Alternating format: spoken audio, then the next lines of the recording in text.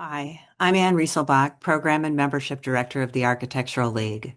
Welcome to the third set of presentations by the League's 2026 Emerging Voices. As always, we'd like to begin with some important thank yous to the League supporters. The Emerging Voices program is made possible through the generosity of Elise Jaffe and Jeffrey Brown, longtime supporters and enthusiasts for the work of emerging and young architects, not just for this program, but worldwide. Additional support is provided by the Next Generation Fund of the Architectural League and by public funds from the New York City Department of Cultural Affairs in partnership with the City Council. Emerging Voices public events and features are made possible by the New York State Council on the Arts with the support of the Office of the Governor and the New York State Legislature. The Architects newspaper is the media partner of the Emerging Voices 2026 series. Features on each of the winners, with launches timed to their presentations, can be found online and will be collected as a whole in print later this month. League programs, projects, and publications are also made possible by our members. Please consider joining the League. Membership information, including special member benefits, is available on our website. League members can earn CEUs for this presentation and other online programs. Information about how to claim these credits will appear in the chat section of the bar below towards the end of the presentations. The Emerging Voices program was launched over 40 years ago during the Architectural League's 1981 centennial celebration, exemplifying the League's ongoing commitment to recognize, encourage, and share the work of the next generation of architects and designers.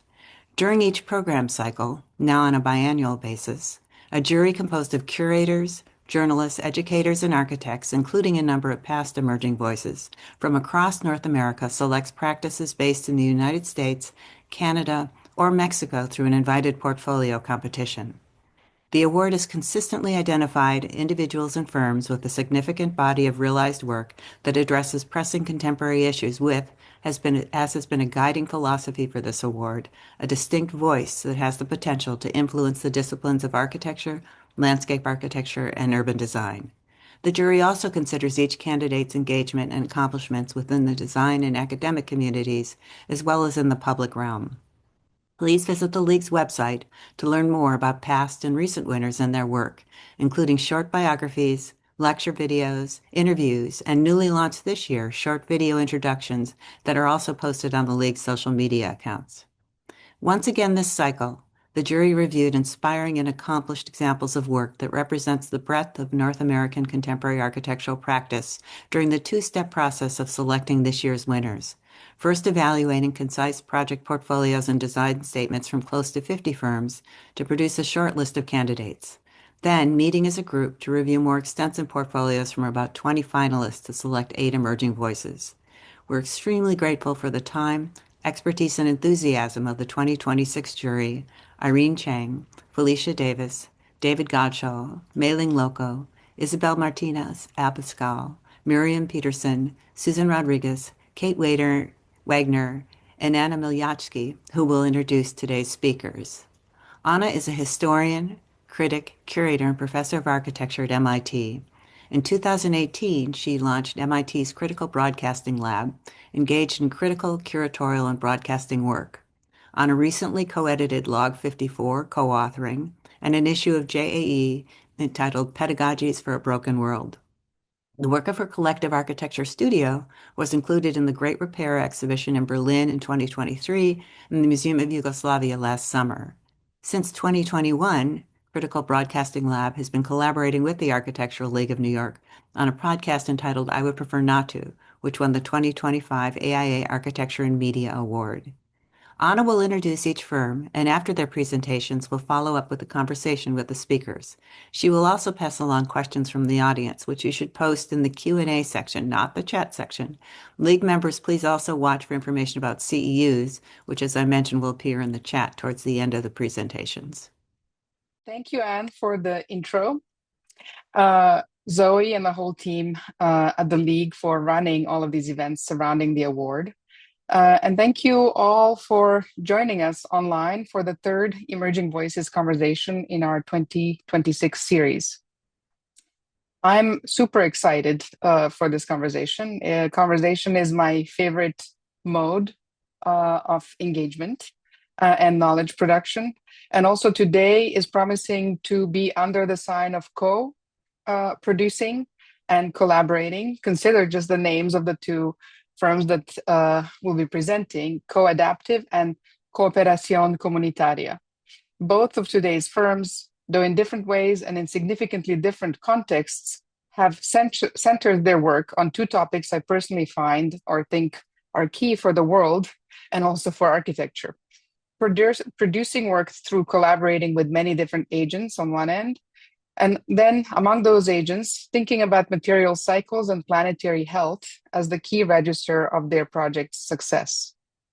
Co-Adaptive described themselves as architects and builders evolving our collective existing building stock to create energy efficient, beautifully articulated, and future resilient environments.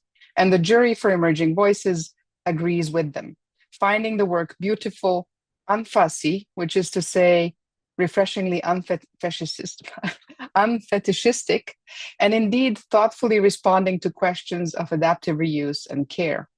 Co-Adaptive was founded by Ruth Mandl and Bobby Johnston in 2011 in Brooklyn. In 2021, they launched the Co-Adaptive Building, and in 2025, Co-Adaptive Disassembly. They were the designers of the League's 2023 Beaux-Arts Ball in New York, which I wish I could have seen, but hopefully someone on this list of 90 so participants has been there. And they've also designed many adaptations in New York and Brooklyn, Performing Arts Center venue in Gowanus, as well as a learning center on Governor's Island. Most of their projects at this point are designed to meet, as they say, the exacting passive house sustainability standard that aims to reduce active heating and cooling loads by 80 to 90%, which alongside the deployment of solar energy capture, achieved net positive operational energy.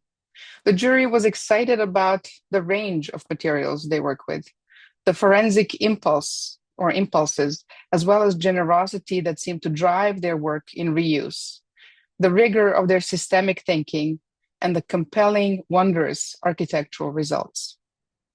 Cooperación Comunitaria was founded as a nonprofit organization in 2012 in Mexico City. The group that was presented to us includes, and I'm sorry if I mess up these names, but I'm going to try my best, Silvia Elis Martínez Hernández, José Jesús Álvarez Gutiérrez, Lizet Zaldivar López, Isadora Hastings García, and Gerson Huerta García. We will be hearing from Lizet and Isadora today. Cooperación Comunitaria described themselves as an interdisciplinary team dedicated to reducing inequity and marginalization in rural communities in Mexico through an approach that is meant to integrate ancestral knowledge and academic expertise. They rely on participatory processes that recognize inhabitants as right holders and self-producers of territory, housing, and livelihood. They operate specifically in the rural and indigenous context of Mexico, and the key project they shared with us for this award was one for reconstruction and reinforcement of traditional kitchens across different rural and climatic conditions. The Emerging Voices jury had a lively conversation about the social, political, and architectural importance of this work. We were impressed by its thoughtfulness, as well as the care placed in articulating different dimensions of the project, its research and teaching methods, as well as the care and obvious skill in unfolding the participatory engagement and its outcomes. We all found this portfolio unique in the bunch we reviewed, with building and construction feeling extremely raw and grounded in communities. In both cases, we found the work to be exemplary of what it means to actually shift the center of the discipline towards care, maintenance, and both deeply local and planetary concerns.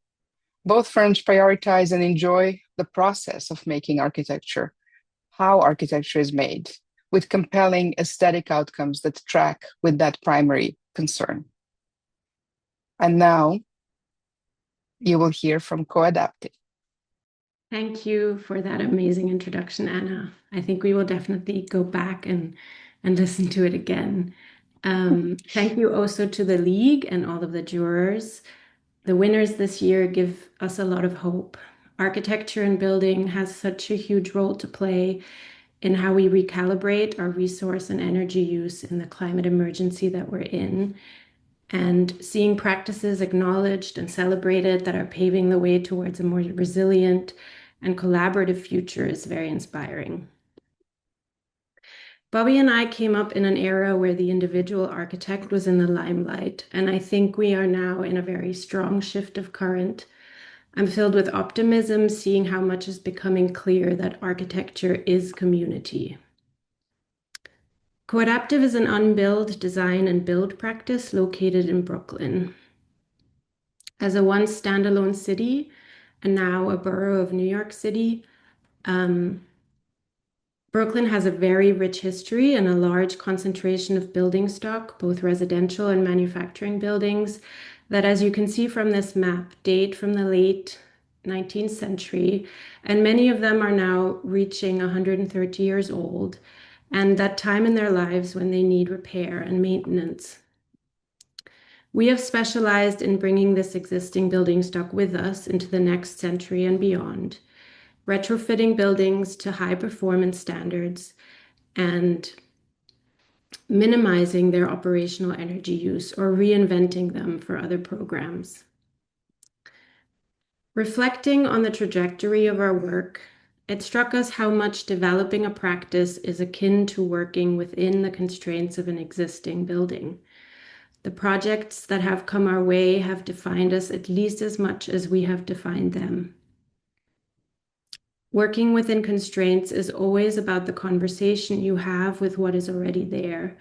And in that way, Coadaptive has been significantly shaped by the projects and the opportunities that have found us. We started as an architectural practice in 2011 with the desire to create architecture that was in collaboration with our planet and adaptable to human and environmental needs. Originally, this came in the form of what we coined vitamins, integrating reuse and efficiency measures in small doses for the projects that came our way, while learning all we could about getting things approved and built in the city. When our architecture practice turned 10, we founded a build arm.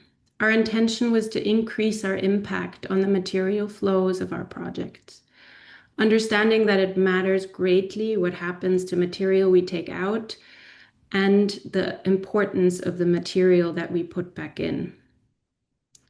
We made a commitment to the overall health of our work, not just for the benefit of our clients as the end user, but to our team handling the materials we were specifying and to the journeys these materials take before they get installed in a project and after. We have always heavily weighed the importance of our labor and the rigor of a healthy work-life balance that allows life to happen outside of practice and reinvigorates inspiration. This is especially important to Bobby and I as parents and has been emphasized as we became a design and build practice. For a carpenter, it's tiring and dangerous to work beyond the limits of an 8-hour day. And while this is not always the case for design work, it's essential for us to value our time and to use it efficiently. Beyond that, we place importance on the joy we all find in our work. We think that where there is joy, there's innovation. Each individual on our team has impacted our journey, and we would not be the practice we are today without all of their voices. When carpenters started joining our team in 2021, we gained new understanding and awareness for aspects of this industry that often exist separately from architecture, and we increased our capacity to problem solve, our expertise, and our abilities.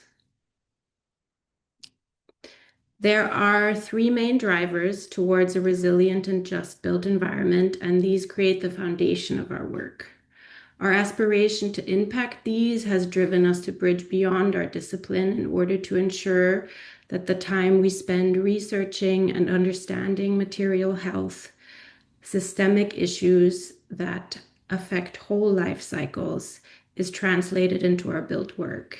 And they are the reason why we founded our unbuild and build arms.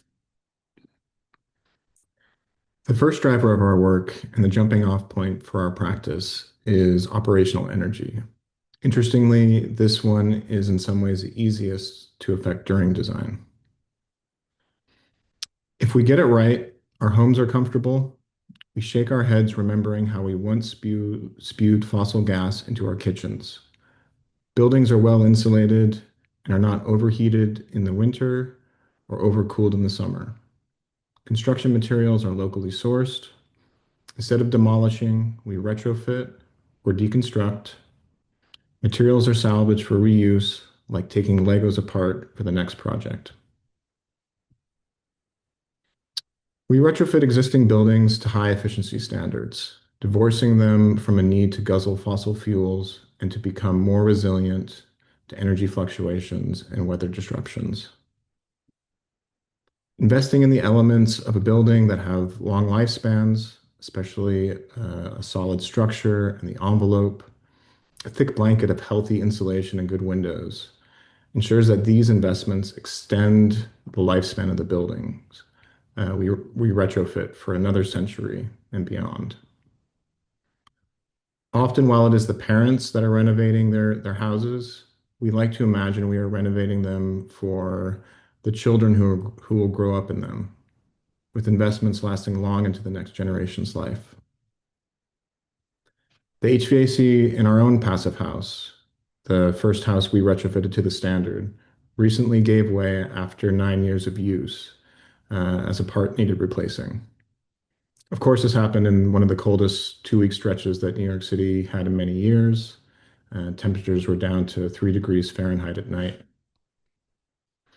But even without any active heating in the house, our thermostat would drop only about 1 degree each night. We used our oven and did a lot of cooking in that time to heat the house, and I have never been more grateful for the insulation in our walls and the careful air sealing that was done. I tell the story because the unpredictability of the weather that this climate emergency will bring, it is essential we plan our housing to be resilient and independent from active energy sources. To us, this is undeniable that this type of building should be employed on all structures going forward, particularly for lower income communities who are even more vulnerable to weather events and susceptible to landlords' maintenance schedules. This may seem obvious, but comfort is something that comfort is not something that you look at. It's something that you feel. When comfort does not rely on energy use, it not only benefits our planet, but it feels different. It sounds different, and it lasts longer. We used only non-petroleum-based insulations on this project and on all of our projects since 2019. These included mineral wool for the exterior applications, foam glass for cellar applications, hemp bats, and blown-in cellulose for walls and the ceilings. All coatings were zero VOC lime-based paints, and the finishes on the oak flooring was natural oil. To us, the health of the home is just as important as the energy savings and the carbon we save by reusing as much material as possible. The family moved into the house when their second born was still an infant, and it felt really good to know that nothing in the house was off-gassing toxins. Air quality is something we have become increasingly obsessed with.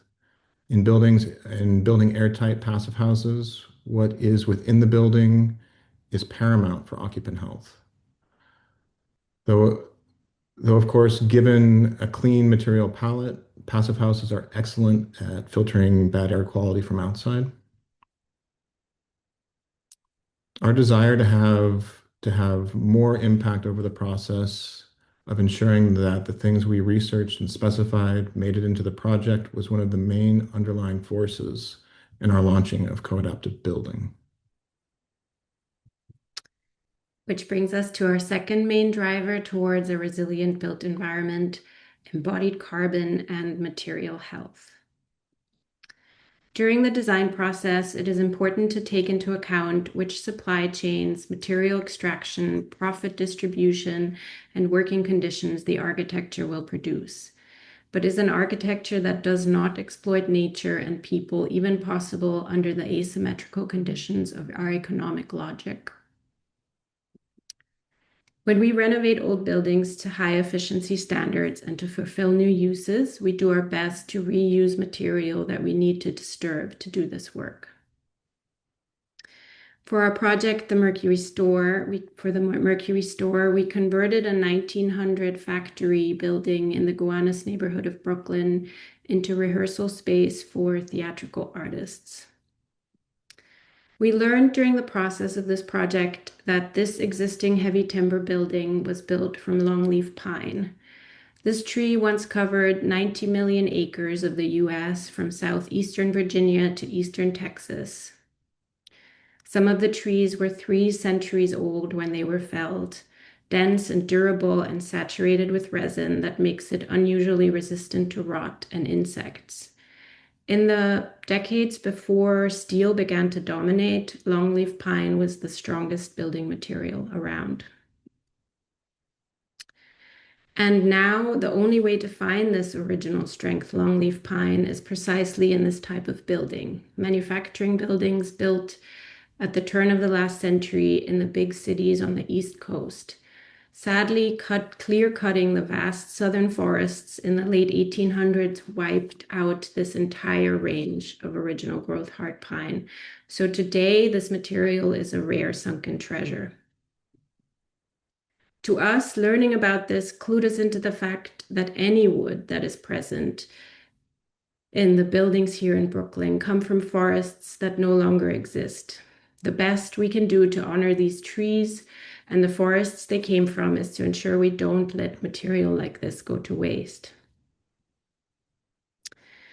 Because we wanted to retain the heavy timber classification of the old structure and to keep embodied carbon of the new structural work to a minimum, we decided to use mass timber for the required new structural insertions.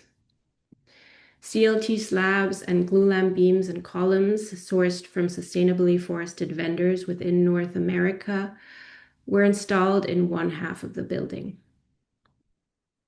The material allowed for large column spans and therefore an open layout that worked really well with the project's programmatic requirements. And it also reduced the amount of sheetrock we would otherwise have needed to use in a project of this size.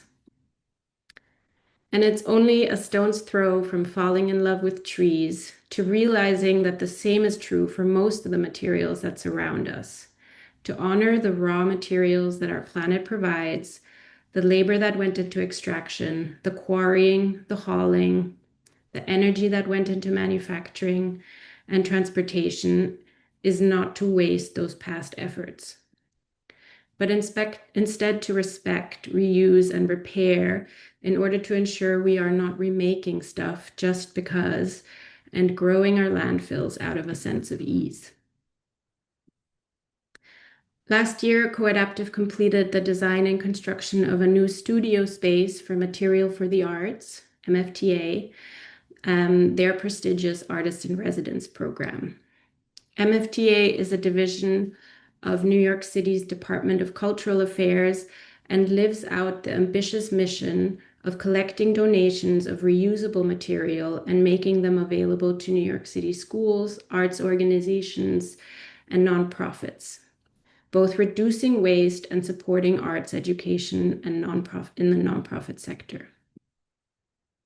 In alignment with MFTA's mission and our commitment to reducing the embodied energy, we set out to design and build a new art space in MFTA's Queens warehouse that was made entirely from reused, donated, and salvaged materials.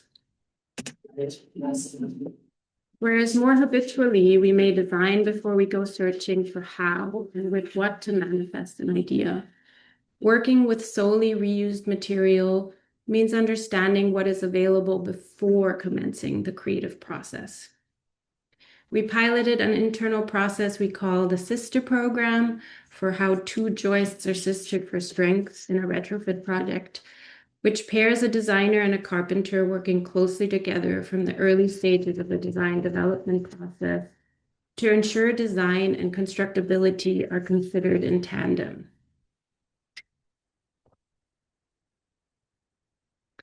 The final material palette is comprised of theater flats, lightweight, flat pieces of scenery used in stage production of varying shapes and sizes that were donated to MFTA from local film studios.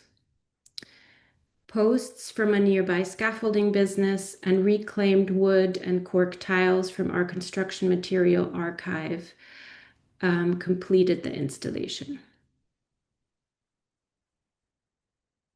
We developed a scheme to enclose the new studio with the lightest touch on the existing space. For Coadaptive, this represented our first completed project for a New York City public agency and the first time we have designed entirely with reclaimed materials to realize a space. This takes me to our third driver, circularity and design for disassembly. A post-extractive architecture values every existing building and element and relinquishes formal control towards fostering other futures. A post-extractive architecture engages directly with matter while understanding its beginnings, production processes, and labor footprints. Our love of old woods means that we keep all the framing lumber and joists that come out of our own projects that we renovate. We have in the past made things for projects out of these elements. These include lighting fixtures in partnership with local lighting manufacturer Stickbulb and Trilux, who's a reclaimed mill worker, and also cabinetry like these vanities that we made in-house. But a lot of the wood that we take out, we have denailed and refabricated to become what we are calling our fir block. This is a modular wall system that is designed for disassembly, with each frame designed to be assemblable by two people and a panel that sits within a frame. The block is designed to retrofit existing buildings to passive house air tightness levels without the use of tapes and membranes, which is currently the way of getting there. The hope is that it pre-anticipates the need for repair. Portions can be easily removed and maintained and then returned without the need to break finishes. We won a climate piloting project or a climate piloting grant for the system last year and just installed a 6-panel version on Governor's Island here in New York City that we will be testing over the next year. While we have been deconstructing and reusing materials within our own little ecosystem of architecture and building, we launched Coadaptive Disassembly earlier this year to more widely share our passion for this work. We recently deconstructed portions of the 1954-built Hunter Bellevue School of Nursing in Manhattan, which is the first public project to follow NYC EDC's Circular Design and Construction Guidelines. We removed glazed ceramic block, wood paneling, and auditorium seating, and are connecting or have already connected these materials with designers to specify into their upcoming projects.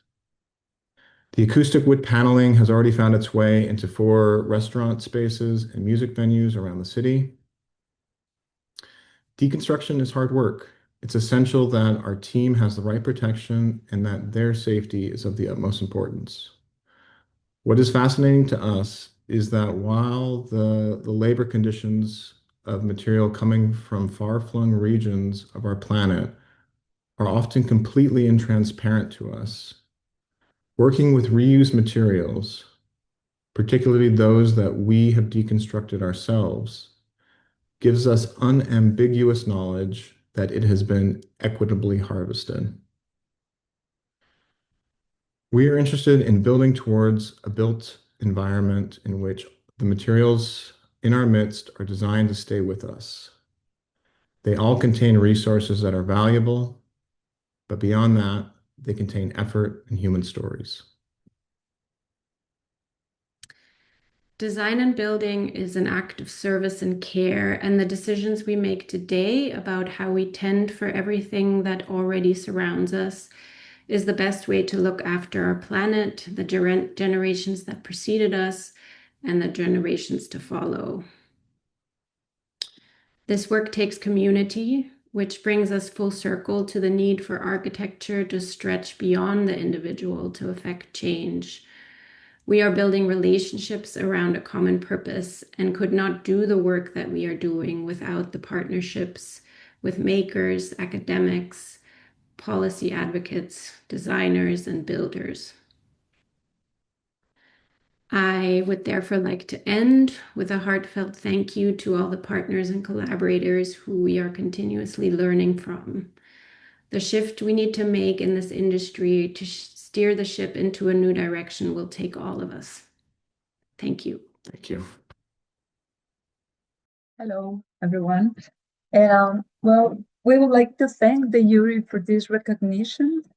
This award does not only recognize to Cooperación Comunitaria's team, but also to the communities we work with, and especially to all women who have designed and built their own living spaces.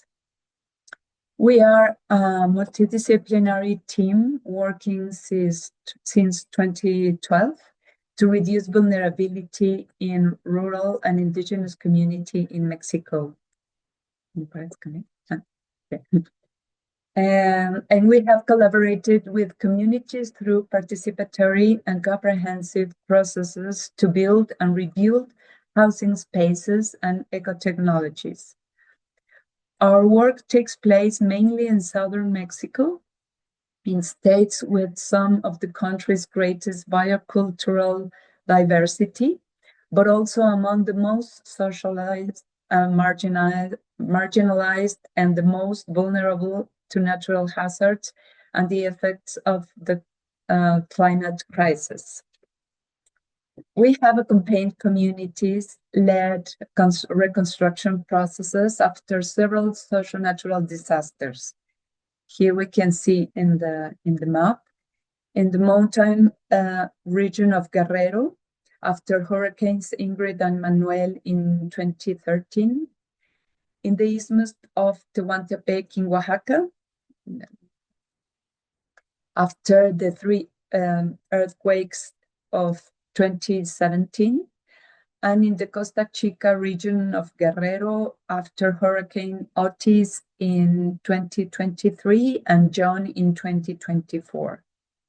Currently, we are still working in this region, responding to the impacts of Hurricane Eric in 2025 and the earthquake of last January this year.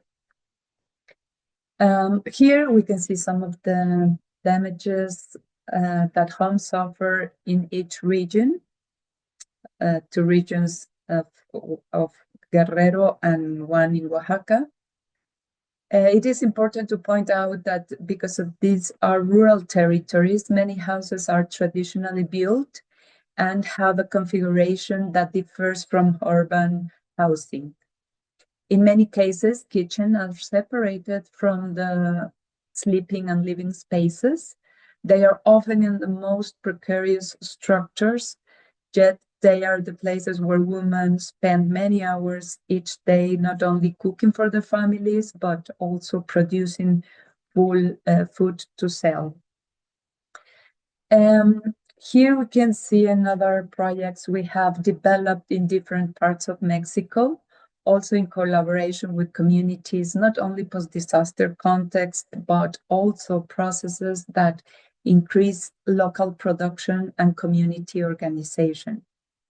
For example, buildings designed with communities that produce craft from maguey fibers and recover roof made from maguey leaves, like in this slide, this agave plant, or spaces for our agroecology groups that need places for workshops, community centers, and collective gatherings. We also developed eco-technologies such as dry toilets, safe wood stoves, and rainwater harvesting systems, which contribute to environmental care and more autonomous water management of the communities. Our work understands habitat not only at the scale of the house, but also at the scale of the territory. For this reason, many of our collective buildings processes are accompanied by initiatives such as community nurseries that grow fruit and timber trees, which are later used for reforestation and to place the wood used in reconstruction. We also support the recovery of crops through native seeds and agroecological practices. What we would especially like to share today is how we have approached the challenge of housing in indigenous communities context in Mexico. Public reconstruction policies often operate through private companies whose main goal is not to improve quality of life, but to rebuild quickly using the same minimal housing prototype in very different climatic and cultural contexts. These houses are designed from urban perspectives and often fail to adapt to rural ways of living, which can actually worsen living conditions. Here we can see an analysis of the components of rural housing in 3 territories where we have work in Guerrero and Oaxaca with different indigenous people. Because of the terrain, ways of living and local materials are part of the construction culture, these kitchens show important difference between each other that reflects distinct ways of inhabiting space and adapting to physical conditions. Although kitchens are fundamental spaces, place where families gather, where food is produced, and where everyday care takes place, there are almost no reconstruction programs focused on them. Because kitchens are often separate from the sleeping spaces, they are frequently excluded from housing policies altogether. This reveals a lack of recognition of their importance for women and for family life. When we began conducting the diagnosis and identifying the conditions of the kitchens, while also recognize their great importance in everyday life, women began asking us to support the reconstruction of their kitchens. In this process, we identify 3 major risks. 1, loss of knowledge of traditional construction systems, omitting important structural elements such as foundations, for example. 2, health risk due to open fire cooking systems with insufficient ventilation, increased respiratory problems in women and children. And 3, standardized housing prototypes provided by the reconstruction programs that did not consider productive domestic spaces. So our purpose is to reconstruct familiar kitchens through a participatory and cooperative model that places women at the center of the process, focus on the rural way of life, increases local capacities, improve health conditions, and enhances long-term resilience. So our methodology is based on the social production and management of habitat. And in the specific case of the kitchen project, we are guided by 4 key frameworks: the community-based risk management, the participatory design, the gender-sensitive spatial analysis, and focus on rural ways of life. Rather than delivering a finished product, we structured the process into 6 phases: participatory integral diagnosis, participatory design, planning and organization, implementation, evaluation, and use and maintenance.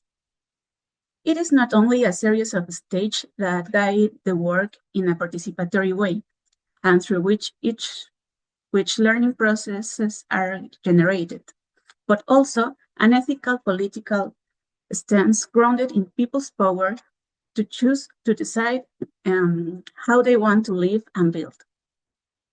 In the first stage of the diagnosis, we start to recognize the ways of living. In the case of Oaxaca, kitchens are used as productive spaces for selling food. Women generate on average 30% of the family income. In the mountain of Guerrero, the situation is different because the kitchen is more enclosed but larger. Since it usually the space where the family gathers around the cook fire, due to the cooler climate, families spend more time inside the home. In the Costa Chica region of Guerrero, because of the tropical climate, kitchens are more open, and families tend to inhabit the porch, where they also eat. Although women also cook for sale, their kitchens are primarily for family use. It's very important to emphasize that we do not work by designing prototypes. Instead, we facilitate participatory design process so each family and community can design their own living spaces. Structural analysis in this context is essential. As we study how constructions behave under earthquakes and hurricanes, in order to incorporate reinforcement elements that make them more resistant. The emphasis is on translate the technical, the traditional knowledge into technical knowledge, so people become more resilient. For example, in Oaxaca, based on the analysis of how traditional construction systems perform during earthquakes, and by identifying their main weakness, we propose to use the Bajareque Seren, an ancestral Mayan technique. Its fully interwoven structures helps prevent wall collapse, which is a common issue in traditional kitchens. In the mountain of Guerrero, in addition of earthquakes, hurricanes also affect roof structures. Therefore, the reinforcement strategy includes the integration of buttresses, improved roof anchoring systems, and thermal insulation roof using straw and clay. Finally, in Costa Chica, traditional kitchen consists on wooden structure. This was analyzed and a kitchen design proposed featuring a wooden structural system and non-load bearing adobe walls. Also, the adobe reduced the size, so it was easy for women to produce them. Well, this is not only involves adding reinforcement elements to construction using appropriate and accessible technologies, but also enabling communities to learn how to reinforce their own homes through workshops and increase their technical capacities. The importance about creating participatory processes with community is: one, to improve the habitability of spaces, especially for cultural adequacy, since community members themselves know best how to organize their spaces according to their needs, symbols, and traditions.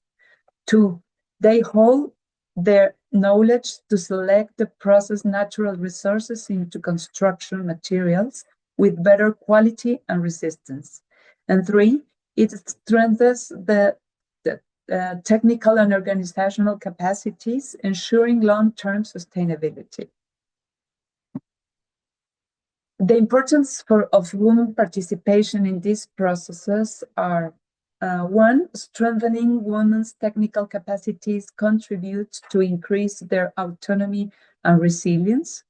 Two, it creates safe spaces for exchanging ideas and collectively addressing shared challenges. Three, it helps to improve living conditions and reduce vulnerability to health risk and natural hazards. And four, it promotes conviviality and communality, fostering resilient networks of mutual support among women. Here it shows how rural housing is distributed on the plot, which, unlike urban housing, has a space for production, and the housing components are separate. The use of local and natural materials contributes to environmental care and the community economy, as it reduces carbon monoxide emissions by between 57 and 72%. Material costs as well as are significantly lower, sometimes even zero, while enabling circular economies and encouraging mutual support. Additionally, forest restoration processes foster ecological awareness and stewardship. Here we can see a before and after comparison. The average size of the traditional kitchens is 6 square meters compared to the new ones, which have an approximate of 36 square meters. The bigger area increases the comfort for carrying out their activities, but also the height of the roof provides thermal comfort as they are cooler in this area, which is more tropical.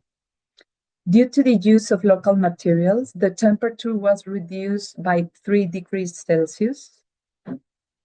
And here we can see the 86% of material used in the kitchens are natural and local. Just 14% are industrialized materials.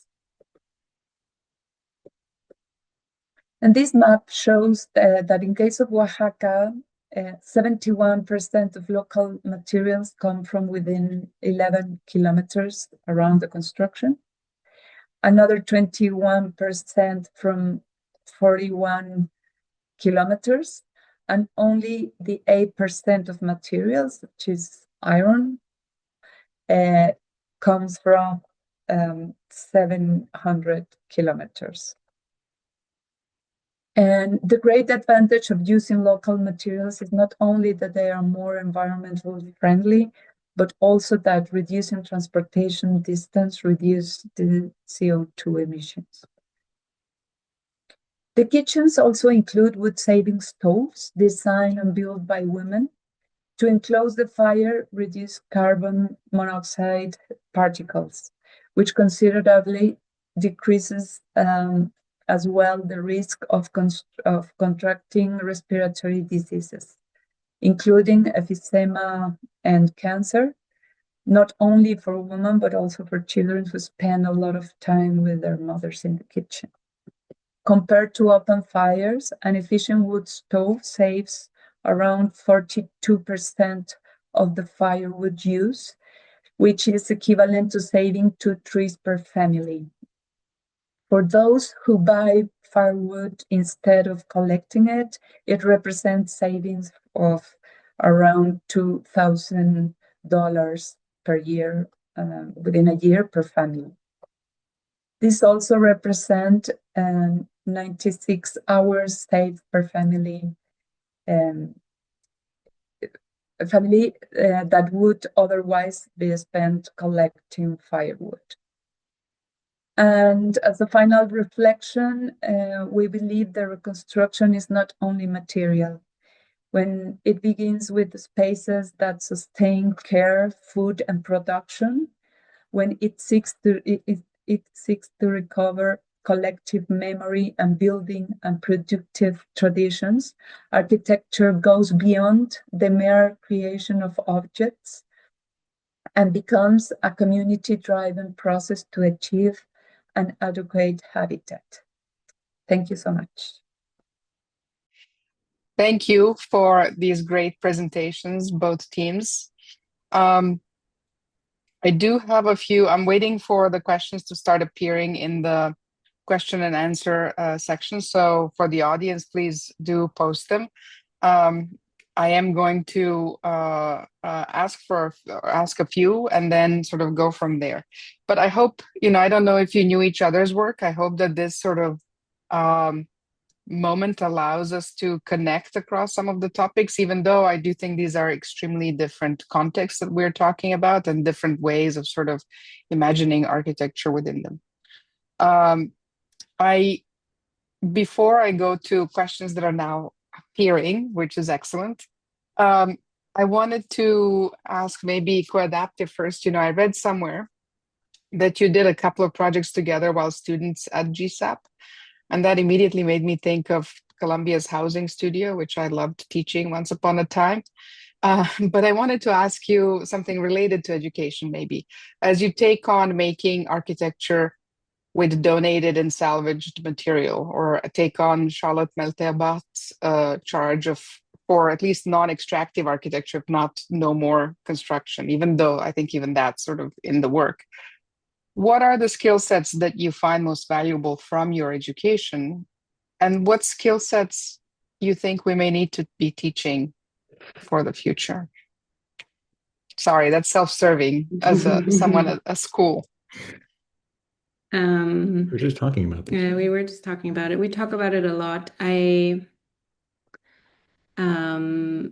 I think the sort of closeness to material itself and starting with making is not something it's present in some schools, and some more than others. But I think that now that we have carpenters on our team and we're really engaged with the making aspects of architecture, the material aspects of architecture, I think that every architect should learn how to frame, be on a site, spackle and paint, and develop an empathy for that material reality. Yeah. I mean, I think also just, if one studio had to reuse the materials that came out of the previous studios, like even that would be a start.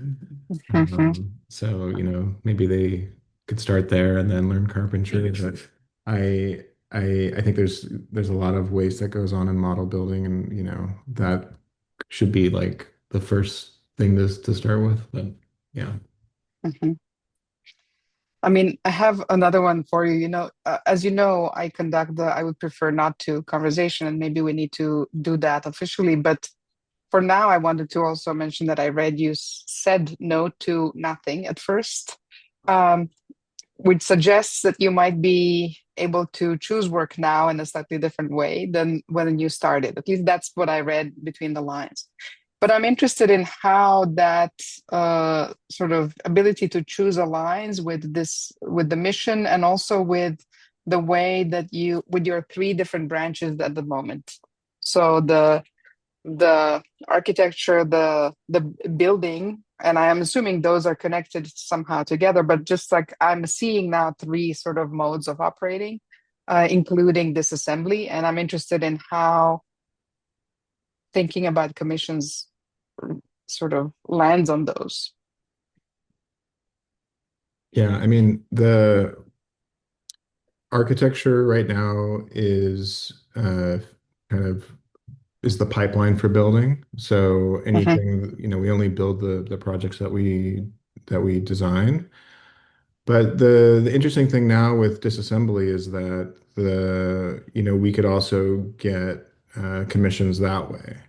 And it's a nice system, I think, because we're now partnering with other architects that bring us in kind of as a consulting role for deconstruction and circularity audits and things like that.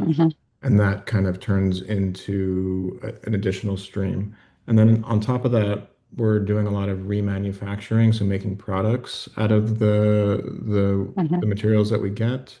And then so that could feed back into our building projects as materials that we charge our clients for and integrate them that way. Or we are planning to sell those to other architects, and they can include in their projects that we've done already on Spark. I mean, I think you began answering a question that's already in the questions, but let me actually articulate it, and maybe that's just a qualification of what you just said. There's a question that says, for instances where disassembled materials are used on different projects, how do you get a client to pay for this assembly when they're not getting the benefits of using the extracted material? If that's even what you do, right? I think we're in the very early days of figuring out how deconstruction should be Yeah.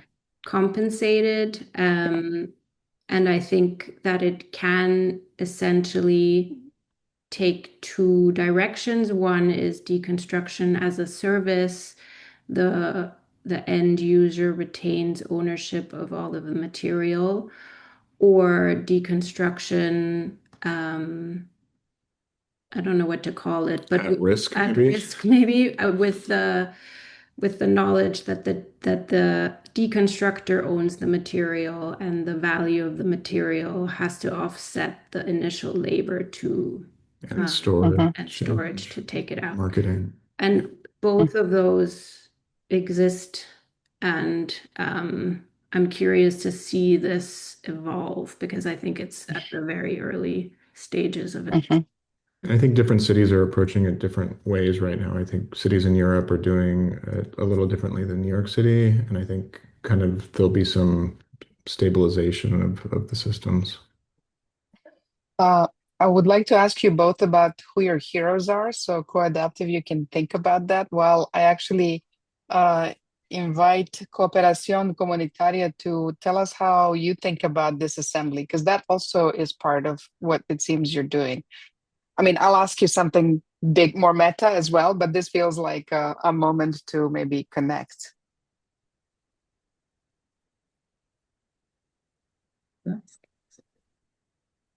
So sorry, because we missed a little bit the question. Disassembly. So, it seems like in your own work too, you come to a project that requires you to take it apart before you can repair, or maybe not every time, but there's a sort of moment of taking something down or apart, or before you can rehabilitate it or remake it, right? So I'm wondering if there is a position that you haven't. You have position on so many things in your process, so this may be unfair to ask you. And yet, it's clear that you also disassemble things and possibly reuse things. Certainly, you're yeah. Yes, we do it a lot. We were as well remembering when we were looking at the presentation of co-adaptive about the wood, because in Oaxaca, for example, there were these big houses that they were demolished by the government, and all the materials were thrown in the river, that side of the river. And so we made this campaign for no demolition, and to recover all the materials possible to rebuild them. And because this huge wood structure couldn't find anymore, there were big pieces. So we recover all the materials, even from people who didn't want to rebuild again with tiles, for example, but then they would sell them to us, and we recover all this material to rebuild the houses. And it is very important, thinking of the forest, that it's the forest, and so it was really important for us to recover more material. Well, here's a bigger question for you. So one thing that and this is, a kind of an attempt to cross context, but one thing that I'm curious about is, where does this work that you do through Cooperación Comunitaria fit in your lives? Is this what you do all the time? Can you live on this work? Does it sit next to academic work? How do you support this work, basically? Because it's really interesting and amazing, but it is hard to sort of understand it in the context from the kind of market world that we inhabit here, how it operates. Yeah. Well, we have been lucky, I guess, because we are 30 people working for the moment in Cooperación Comunitaria, and we live from donations and from grants and we used to use some of the subsidies from the government for housing, just for housing. Now the government give the money direct to people without any technical assistance or so it's I mean it's been hard lately, and also all the philanthropy I don't know how to say, but it's changing a lot, the philanthropy world, you know, with the wars and with all that it's happening in the world, it is changing. But still we can live, and also people contribute with the local materials and with some labor, so it is not all given to them, but they also work for construction and reconstruction, no? So it is important as well, because their contribution is essential for building. So the nonprofit dimension is actually very important in that sense, and how there's a question about the kind of financial structure of both firms, and how do you recommend others approach doing work like yours from the financial standpoint? So you can both, this is for both of you. Yeah. It's not easy, but I mean, since we work in a comprehensive approach, we can get money from environmental projects, construction projects, productive projects, no? Because I mean, working with the communities, it's we see it like a systematic, comprehensive work. And on one hand, on the other hand, also give good results, no, to the financiers, and as they see how we do the work they give us. So I mean, we have financiers that are all the time giving, no, because they see good results. And well, yeah, it's I think mainly, and a lot of campaigns to get some resources. Yeah. And co-adaptive, how do you circulate money through those branches? I would say that I actually think, you know, design build has given us a more reliable pipeline for cash flow since we started.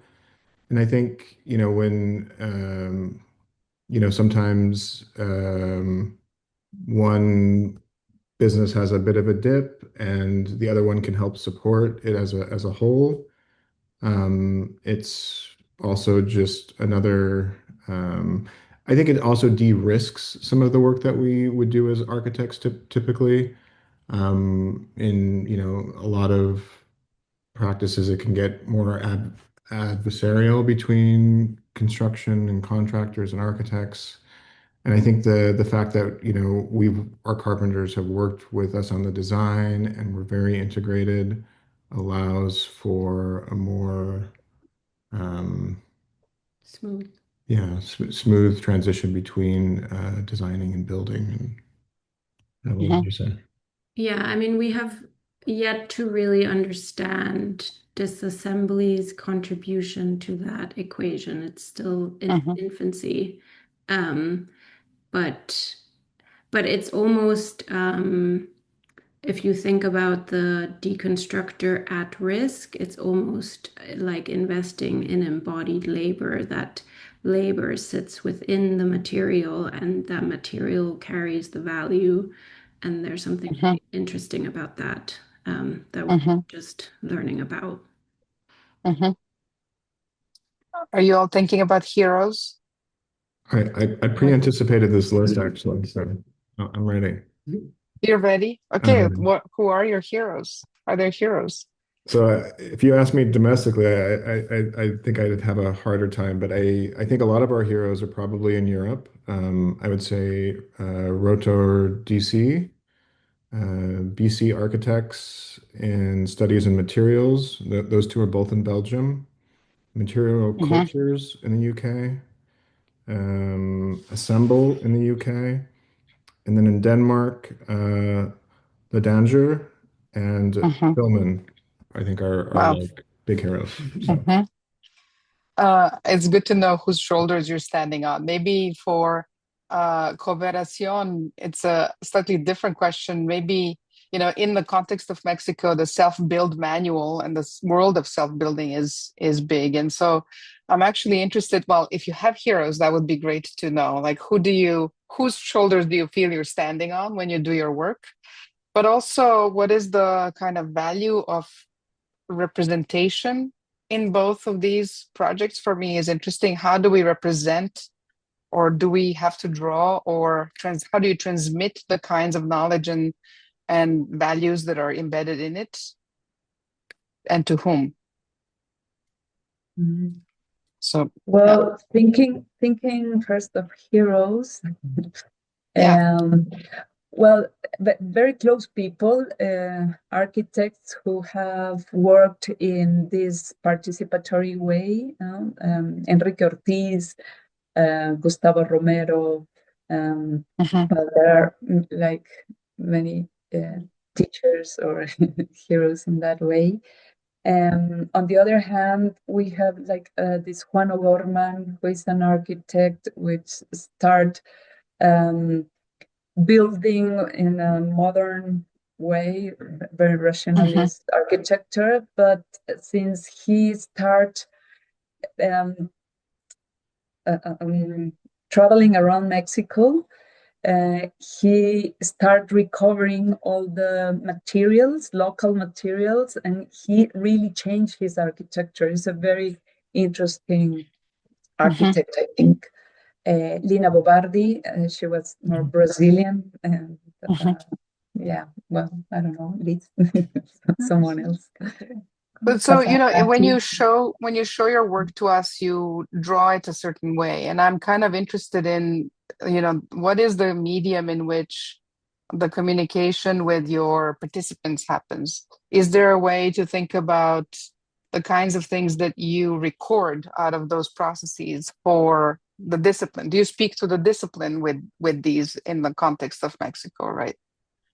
Yes, we give a lot of lectures in universities in Latin America mainly.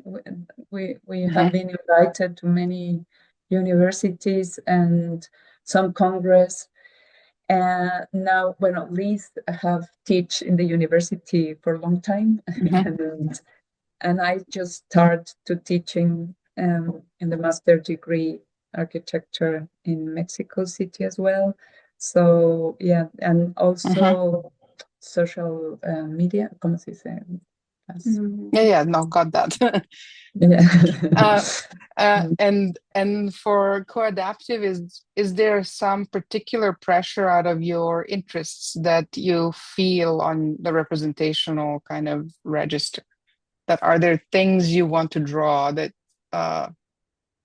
speak to the kind of regeneration or disassembly in a way that convention hasn't been invented for yet? Yes, it's a great question. I think on the drawing side, particularly, we often talk about the fact that the demolition set in a construction document is usually only a couple pages and what can be 100-something page document. And in our work, that needs to change. We're documenting what needs to be protected and kept in place and what needs to be carefully removed for reintroduction at the end of the project. And we're still working on that. I can't say that we have it quite figured out yet, but it's important that that catches up to the work. And then when it comes to, you know, showing our work, we have had conversations about the fact that finished photos do not do justice to the story that we want to tell. And we've more recently started working more with video to show show the process of the thing coming together. Yeah. Yeah, thank you. You were nodding, Isadora and Lizet. So do you wanna add to that? Yes, because we also, now that I was listening, I remember we also do a lot of construction manuals. When we finish the construction, we make this manual, so we give it to the community mainly, so they can have this Yeah. documents. I have a question for co-adaptive about a few things. There's a question that's in the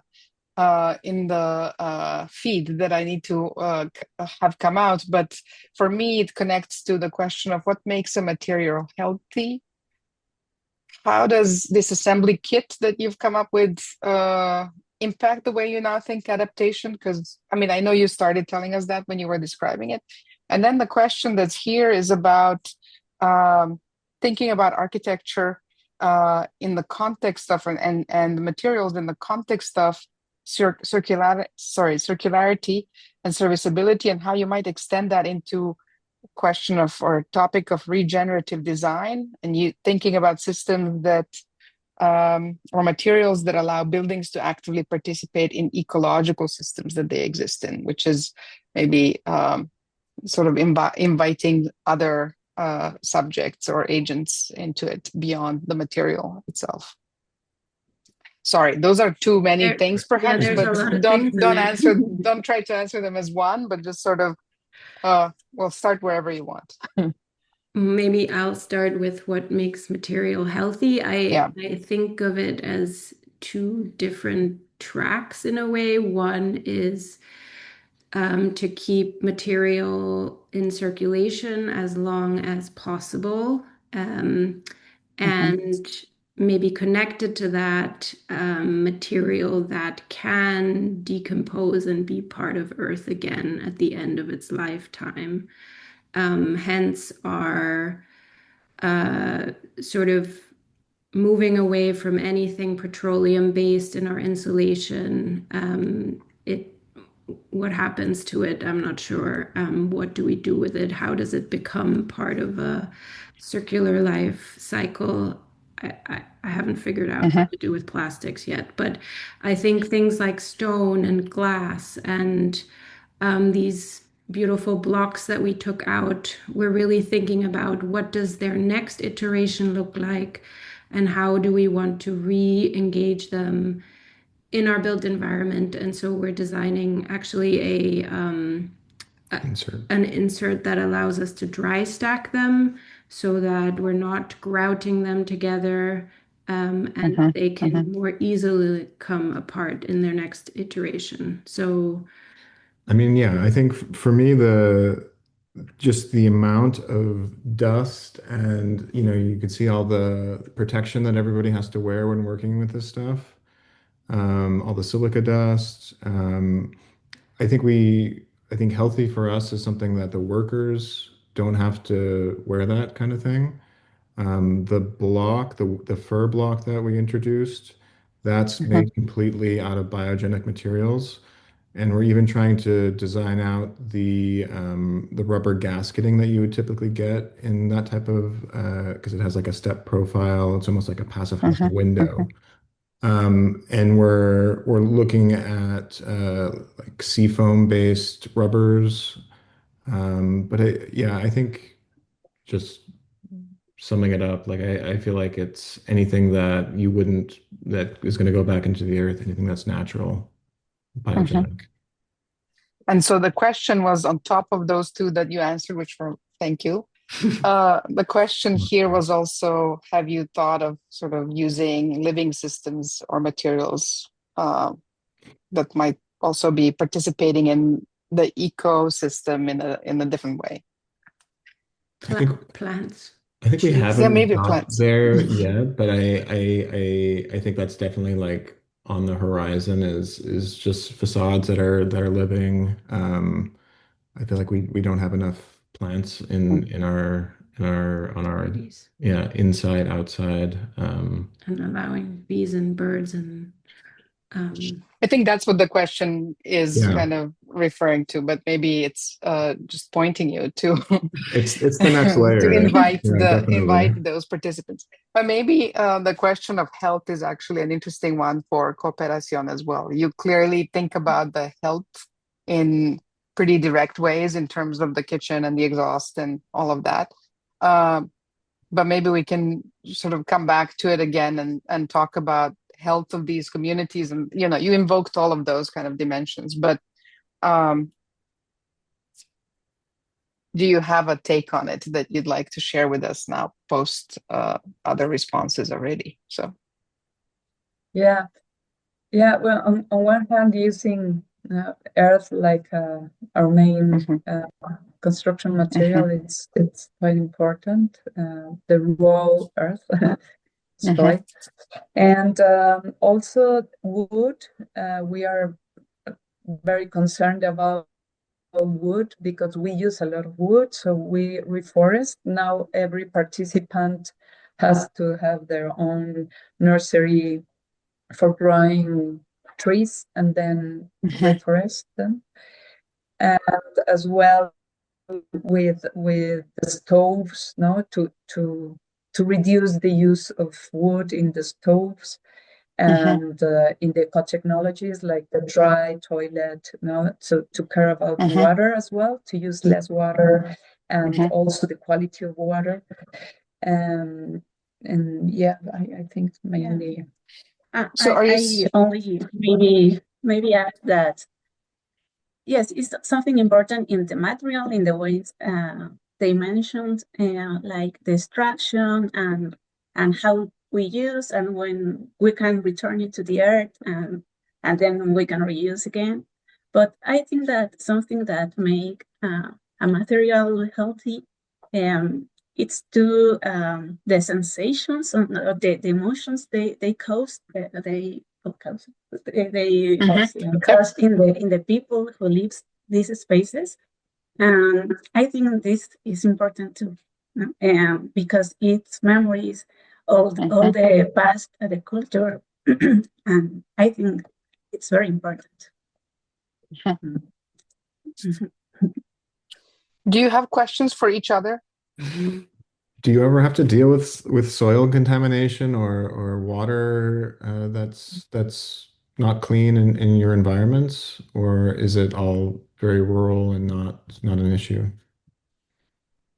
Well, the soil for construction is under the organic soil, so it is not contaminated.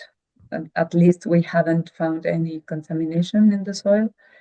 But of course, all the, how do you call it? Productive soil for agriculture, it's full of pesticides and chemicals. So we are also getting in the agroecological processes. And on the other hand, the water, it is quite contaminated, because the lack of sanitation. So that's why we are also introducing some filters for the gray water and dry toilets for. And now we are getting more involved in water issues because we have found out that on one hand, the quantity is getting less and the quality is getting worse in the communities. So we are making a lot of quality measurement and so on. Do you guys have Cooperación have a question for Co-Adaptive? Yeah. Well, I have one. How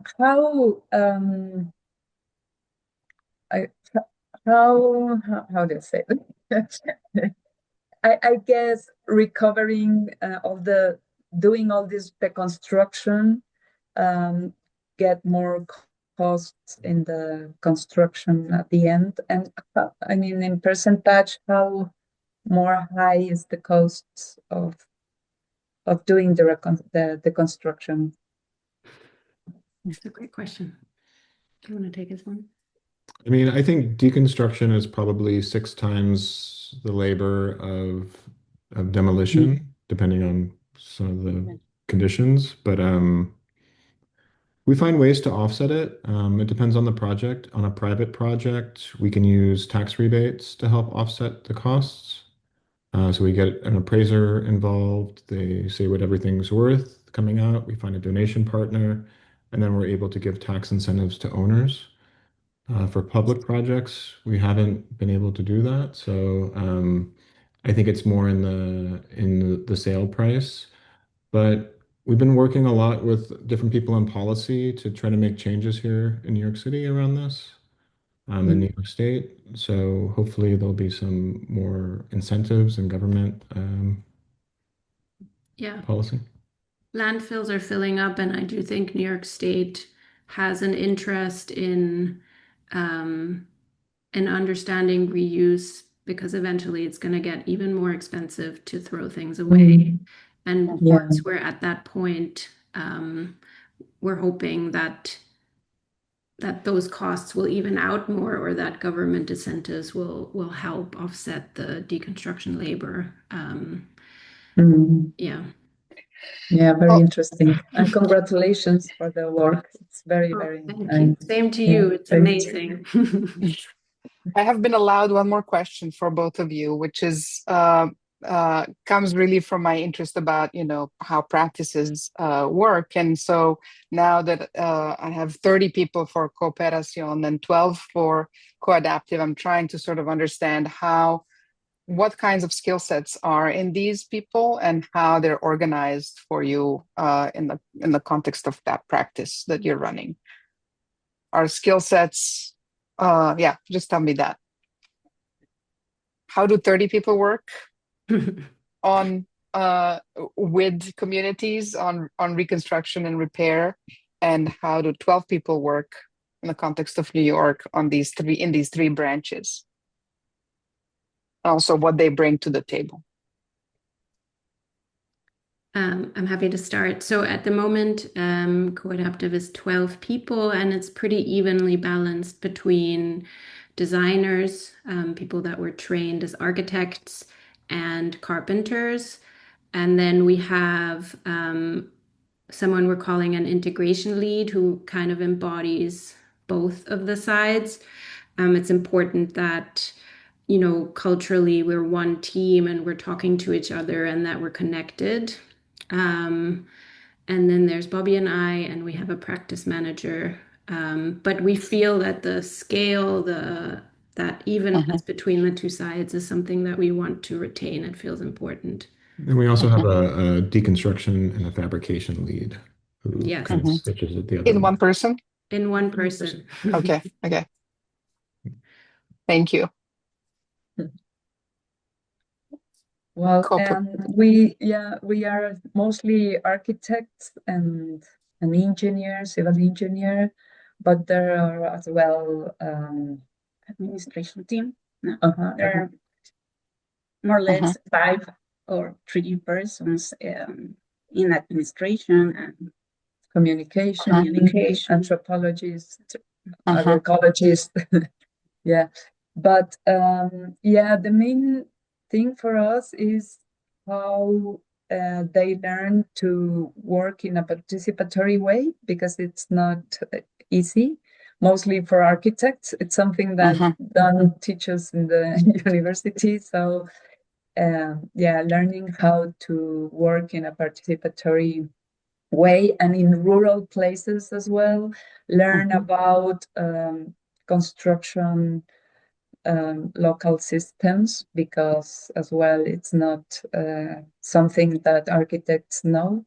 So it takes like learning time, like 4-5 months. No? So we have been working a lot in our methodology to systematize the methodology, so it can be more easy to transmit. Yeah.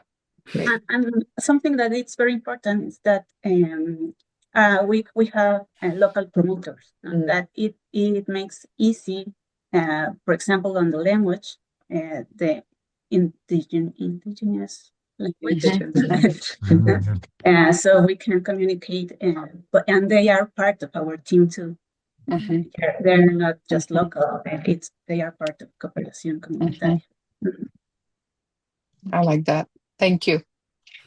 Thank you all so much. This has been fascinating, and we could go on, but we can also come back next week, same time, same place for further discussion about construction with a real emphasis in one firm's case on biogenic materials and building at both the domestic and community scale with Buildas from Washington, D.C. and G3 Arquitectos from Querétaro, Mexico.